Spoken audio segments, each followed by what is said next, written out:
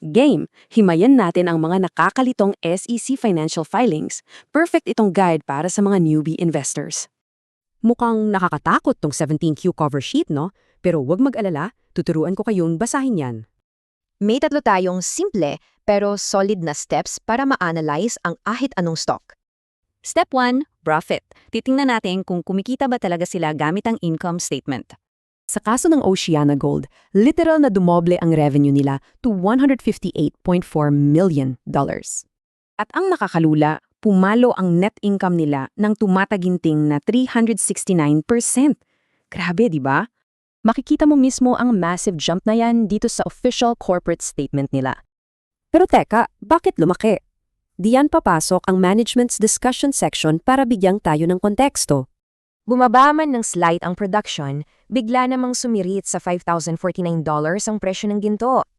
Step 2, health check. Gaano ba kalusog ang kumpanya? Silipin natin ang balance sheet. Umabot sa napakalusog na $782.2 million ang total assets nila. Very impressive. Pero ang interesting part, kailangan nating ikumpara ang short-term assets nila sa kanilang short-term obligations. Kahit malaki ang total assets, mas mataas ng kaunti ang agarang utang nila kaysa sa hawak na pondo.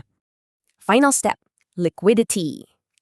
Gamit ang cash flow statement, alamin natin kung gaano karami ang actual cash nila. Sumabog ang operating cash flow nila mula $14.5 million, umakyat yan sa halos $100 million. Confirmed yan ng official SEC table na nagpapakita ng 588% increase sa hawak nilang pera. Cash is king na talaga. Tinapos nila ang first quarter na may napaka-komportableng $124.3 million. Pero wait lang, reality check tayo. Tumaas din kasi talaga ang operating costs nila behind the scenes. Kahit sobrang laki ng kinita, tumalon din ng 15% ang kanilang all-in sustaining cost. Kaya kung susundin nyo ang tatlong steps na to, kayang-kaya nyo nang himayin ang kahit anong SEC filing. So, based sa napakalaking kita pero pataas din na expenses, maglalakas loob ka bang mag-invest sa kanila?